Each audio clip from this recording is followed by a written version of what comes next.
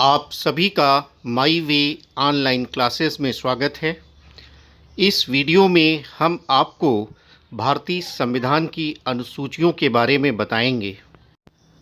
सभी विद्यार्थी इन अनुसूचियों की लिस्ट तैयार करें, उन्हें याद करें।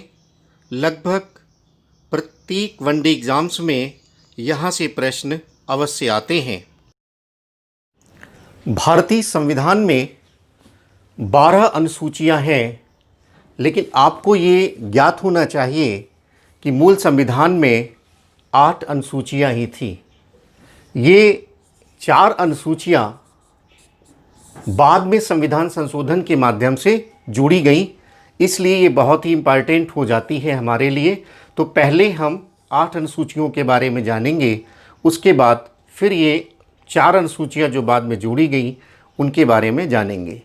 यह टॉपिक थोड़ा सा फैक्चुअल है, तथ्य है, इसमें याद करना होता है और सीधे सीधे प्रश्न यहाँ से आते हैं।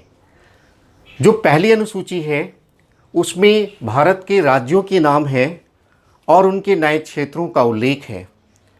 आपको ये याद करना आसान होता है, चाहे संविधान का पहला भाग हो या पहला अनुच्छेद हो, सभी में राज्यों का ही उल्लेख है। दूसरी अनुसूची में भारत राज्य के कुछ पदाधिकारियों के वेतन एवं पेंशन का उल्लेख है। इन पदाधिकारियों में जैसे राष्ट्रपति, राज्यपाल, लोकसभा के अध्यक्ष और उपाध्यक्ष, राज्यसभा के सभापति और उपसभापति, राज्य विधानसभाओं के अध्यक्ष और उपाध्यक्ष, राज्य विधान परिषदों के सभापति और उपसभापति, सर्वोच्च न्यायालय के न्यायाधीश, उच्च न्यायालयों के न्यायाधीश एवं भारत के नियंत्रक एवं महालेखक, लेखा परीक्षक इत्यादि। तो ये हमारे पदाधिकारी हैं जिनके वेतन एवं पेंशन का उल्लेख हमारी दूसरी अनुसूची में है। तीसरी अनुसूची में शपथ का प्रारूप है। विभिन्न उम्मीदवारों के शपथ का इसमें उल्लेख है, जैसे संघ के मंत्री, सर्वोच्च न्यायालय के न्यायाधीश, संसद के सदस्य, भारत के नियंत्रक एवं महालेखा परीक्षक, राज्य मंत्री, राज्य विधानमंडल के सदस्य, उच्च न्यायालयों के न्यायाधीश इत्यादि। तो ये हमारी तीसरी अनुसूची है जिसमें शपथ के प्रारूप का उल्लेख है। चौथी अनुसूची में राज्यसभा में सीटों का आवंटन का उल्लेख है। याद रखना, सिर्फ राज्यसभा, लोकसभा नहीं। तो राज्यसभा के सीटों का आवंटन है, साथ ही साथ केंद्र शासित प्रदेशों को जो राज्यसभा में सीटों का आवंटन है उसका भी उल्लेख है। यहाँ पर कन्फ्यूज़न हो जाता है, सिर्फ राज्यों के बारे में ही विद्यार्थियों को अवगत हो पाता है। तो केंद्र शासित प्रदेश जैसे हमारे यहाँ दिल्ली है, पुडुचेरी है, इनमें भी राज्यसभा के सदस्य नामांकित होते हैं। पाँचवीं अनुसूची में जो अनुसूचित क्षेत्र हैं और जनजाति क्षेत्र हैं उनके प्रशासन एवं नियंत्रण की बात है। अनुसूचित क्षेत्र और जनजाति क्षेत्र, उनकी प्रशासन एवं नियंत्रण की बात है। छठी अनुसूची में जनजाति क्षेत्रों के संदर्भ में, याद रखना, जनजाति क्षेत्रों के संदर्भ में असम, मेघालय, त्रिपुरा, मिजोरम के जनजाति प्रशासन एवं नियंत्रण की बात है। इन चारों राज्यों को आपको याद करना पड़ेगा, अक्सर एग्ज़ाम में आ जाता है। असम, मेघालय, त्रिपुरा, मिजोरम। मैप के माध्यम से याद करें, मैप में देखें, बहुत ही सब आपस में जुड़े हुए हैं। जैसे आप देखेंगे तो आपको याद हो जाएगा। और वैसे भी आप याद करने के बहुत तरीके जानते हैं, ट्रिक्स वगैरह, वो सब आप बना सकते हैं अपने आप। कैसे तथ्यों को जोड़ना है इस पर थोड़ा विचार करके इनको सब मस्तिष्क में रखना है। सातवीं अनुसूची बहुत ही इम्पॉर्टेंट है। इसमें संघ सूची, राज्य सूची, समवर्ती सूची का उल्लेख है। संघ सूची का अर्थ ये है, जैसा आप जानते हैं कि भारत एक संघ है, यूनियन ऑफ द स्टेट कहा जाता है इंडिया को। तो यहाँ शक्तियों का बंटवारा किया गया है केंद्र और राज्य के मध्य। तो केंद्र को जो शक्तियाँ प्राप्त हैं उनका उल्लेख संघ सूची में है। राज्य को जो शक्तियाँ प्राप्त हैं उनका उल्लेख राज्य सूची में है। और समवर्ती सूची में ऐसी बातों का उल्लेख है, ऐसी शक्तियों का उल्लेख है जिन पर दोनों का अधिकार है, केंद्र और राज्य का। मूल संविधान में संघ सूची में 97 सब्जेक्ट्स थे, 97 विषय थे, जो अब बढ़ करके 100 विषय हो गए। इन विषयों में जैसे रेलवे का विषय है, डाकतार विभाग का विषय है, विदेश सेवा का विषय है, जनगणना है, आयकर है इत्यादि। राज्य सूची में मूल संविधान में 66 विषय थे और अब घट करके 61 हो गए हैं। राज्य सूची के विषय जैसे पुलिस विभाग है, कृषि है, सिंचाई है, वन है, सफाई का कार्य है, बाट एवं नाफ है, इनको एक बार देखने की आवश्यकता होगी। कभी कभी एग्ज़ाम में यहाँ से प्रश्न आते हैं तो आपको पुस्तक के माध्यम से एक बार इनका रिवीजन करना होगा।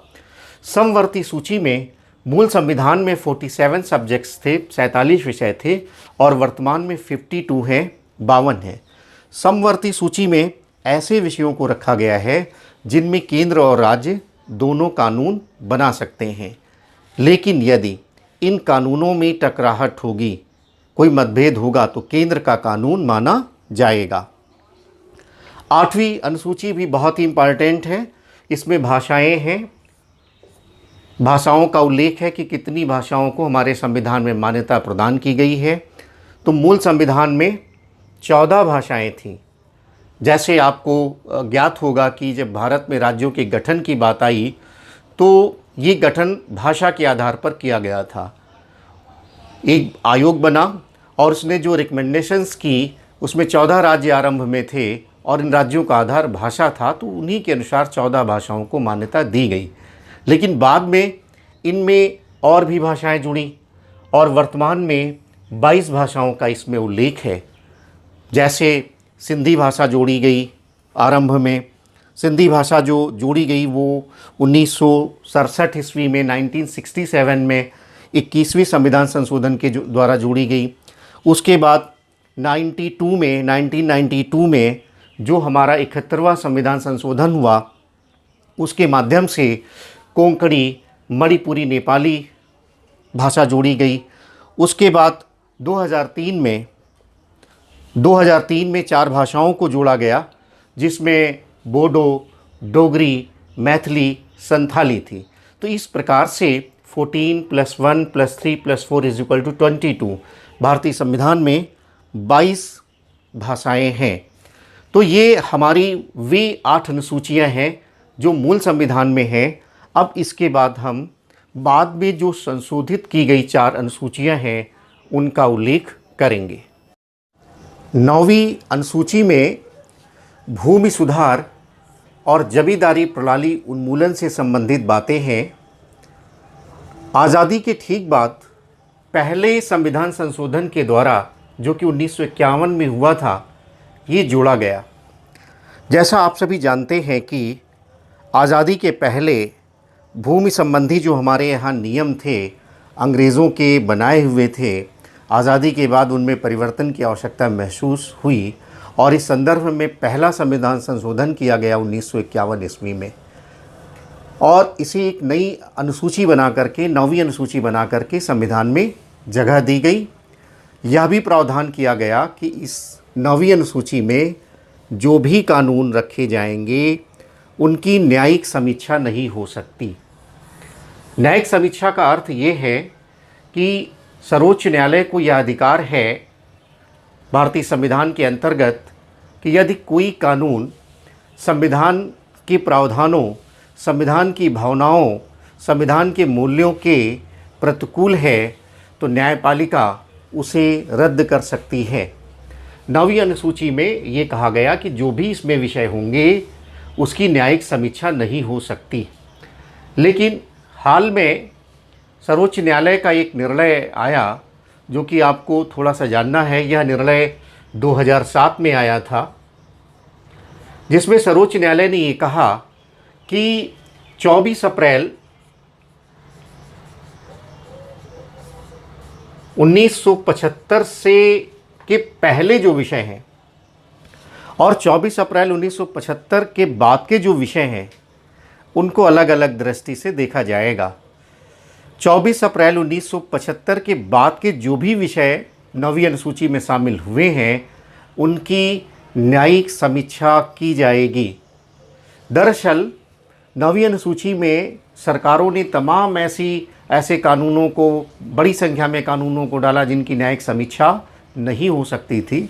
सर्वोच्च न्यायालय ने इसे उचित नहीं माना, संविधान की भावनाओं के अनुकूल नहीं माना और यह निर्णय दिया, जिसे आपको ध्यान में रखना है। 10वीं अनुसूची बहुत महत्वपूर्ण है, दल बदल से जुड़ी हुई है। दल बदल पर प्रतिबंध लगाया गया। ऐसा अब नहीं हो सकता कि कोई भी व्यक्ति विधायिकाओं में किसी एक दल से चुना जाए और चुनाव जीतने के बाद वह दूसरे दल में चला जाए। इस पर प्रतिबंध लगाया गया। इसके लिए अलग से वीडियो क्लास बनाई जाएगी। तो इससे संबंधित जो संविधान संशोधन है वो 52वां संविधान संशोधन है, 1985 ईस्वी में ये आया था। 11वीं अनुसूची, 12वीं अनुसूची बहुत ही महत्वपूर्ण है। ये चारों बहुत महत्वपूर्ण है। 11वीं अनुसूची बहुत बार एग्ज़ाम में पूछा गया है। इसमें पंचायत से संबंधित विषय शामिल किए गए और जो विषय हुए उनकी संख्या थी 29 और इससे संबंधित जो संविधान संशोधन है वो 73वां अमेंडमेंट था। 1992 ईस्वी में ये आया। कभी कभी एग्ज़ाम में 1993 भी रख दिया जाता है, क्योंकि अधिनियम संसद में 1992 में आया और पास हो करके जो व्यवहार में लागू हुआ वो 1993 अप्रैल 1993 में लागू हुआ। और इसीलिए अप्रैल में ही पंचायत दिवस मनाया जाता है। 24 अप्रैल 2010 को पहला पंचायत दिवस मनाया गया था, यही कारण था। इसके बाद 12वीं अनुसूची नगर पालिकाओं के प्राधिकार से संबंधित है, जिसमें 18 विषय हैं और यह इससे जो संविधान संशोधन जुड़ा हुआ है वो 74वां संविधान संशोधन है 1992। वैसे ही 1993 में यहाँ भी पूछा जा सकता है। तो इस प्रकार से आपने कुल 12 अनुसूची के बारे में ज्ञान प्राप्त किया।